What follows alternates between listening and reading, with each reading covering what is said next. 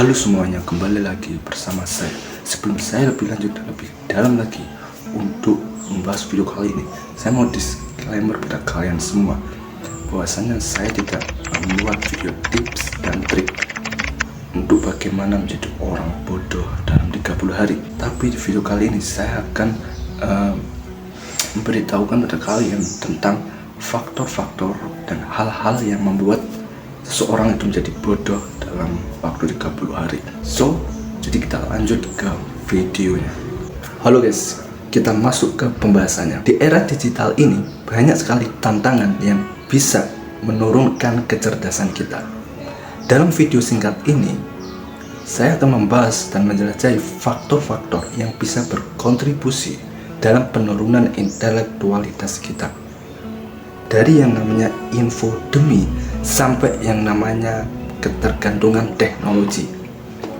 Mari kita bahas bagaimana menjadi orang bodoh dalam 30 hari. Yuk kita bahas penjelasannya bersama saya.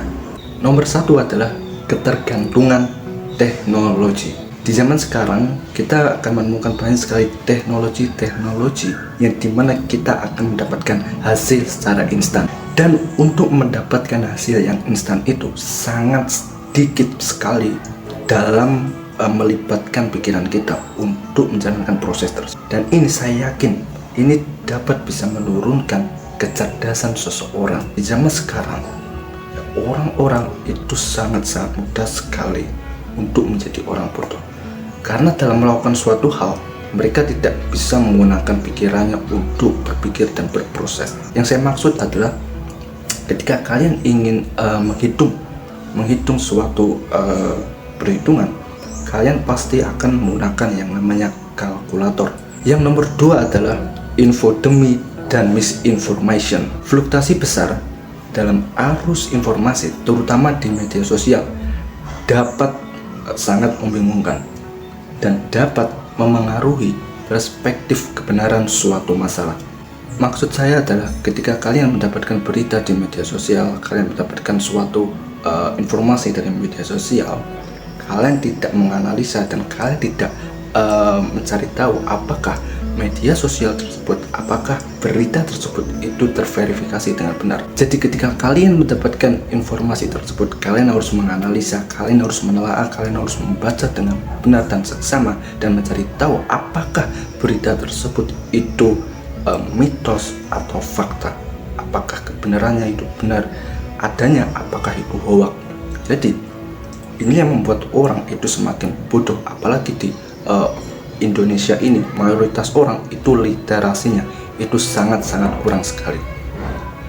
Jadi apa? Jadi sangat mudah sekali orang tersebut itu menjadi bodoh karena mereka tidak mau yang namanya mencari tahu kebenaran dari berita tersebut. Oh yes, nomor 3 adalah kurangnya keseimbangan antara hiburan dan juga pendidikan.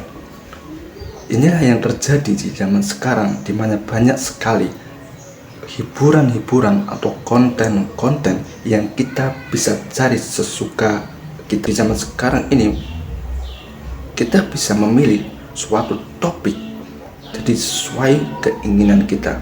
Jadi mereka hanya menghabiskan waktu hanya untuk hiburan tanpa mereka menyisihkan waktunya untuk belajar, mempelajari skill baru, mempelajari hal-hal baru yang dimana hal tersebut itu bisa meningkatkan kualitas hidup seorang menjadi lebih baik. Poin nomor 3 inilah yang menurut saya faktor-faktor yang paling ampuh untuk membuat orang itu menjadi bodoh.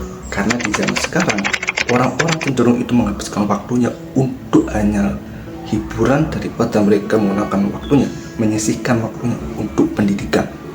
Jadi kalau kalian tidak ingin bodoh, kalau kalian ingin kualitas hidup yang baik, Anda harus seimbang antara hiburan dan juga pendidikan kalian. Jadi itulah poin nomor 3 yang dimana kalian harus menghindari agar kalian tidak menjadi orang bodoh.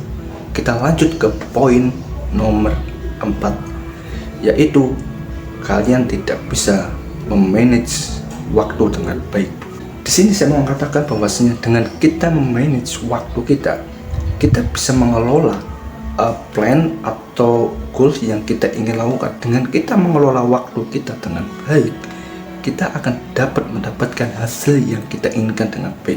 Maksud saya adalah ketika kalian di pagi hari, kalian sudah melakukan yang namanya to-do list. Di jam segini saya mau melakukan ini, di jam segini saya mau melakukan ini. Jadi setiap jam, setiap waktu yang kalian lalui, kalian harus melakukan yang namanya to-do list. Oh, di jam 8 saya melakukan ini, jam 10 saya mau melakukan ini. Dengan kalian manage waktu kalian, kalian akan melakukan hal-hal yang bisa meningkatkan kualitas hidup kalian menjadi lebih baik. Jika kalian tidak bisa manage waktu kalian dengan baik, kalian akan cenderung menggunakan waktu. Dengan kalian tidak mengelola waktu kalian dengan baik, kalian akan cenderung menghabiskan waktu kalian untuk melakukan hal-hal yang bisa menurunkan kualitas hidup kalian. Memanajemen waktu adalah hal-hal yang sangat penting jika kalian tidak ingin menjadi orang bodoh.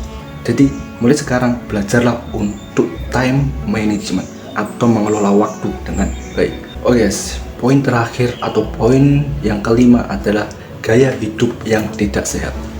Mengapa saya meletakkan di poin kelima ini adalah gaya hidup yang tidak sehat? Pikiran sehat, badan pun harus sehat.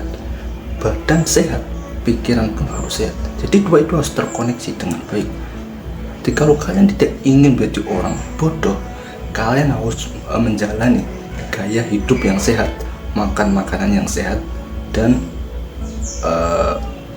menghilangkan hal-hal yang bisa membuat gaya hidup kalian itu menjadi tidak sehat. Karena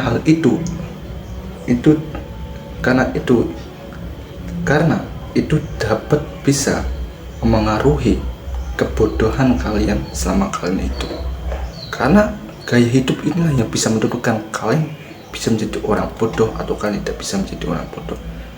Ya, karena dengan hidup yang sehat, kalian akan menjalani kualitas hidup yang sehat juga, dan kalian akan terhindar yang namanya kebodohan.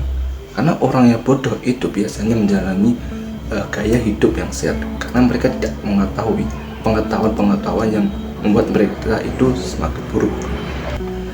Jadi di poin kelima ini adalah kalian harus benar-benar menjalankan gaya hidup yang sehat jika kalian tidak ingin memiliki hidup. Jadi poin kelima ini adalah kalian harus menjalani hidup yang sehat agar kalian terhindar dari yang namanya kebodohan, sehingga Anda mendapatkan kualitas hidup yang baik. So seperti biasa, saya di sini akan memberikan pengalaman, saya memberikan pengetahuan yang saya miliki, dan saya sharing pada kalian dari apa yang saya ketahui, dari pengalaman-pengalaman apa yang saya lakukan. Jadi ini adalah visi misi saya dalam hidup ini. Saya ingin memberikan dampak yang positif bagi kebanyakan orang. Jadi seperti biasa, sampai jumpa di video selanjutnya. Semoga kalian menikmati dari hasil yang saya sampaikan ini. Semoga hidup kalian berubah. Sampai jumpa di video selanjutnya.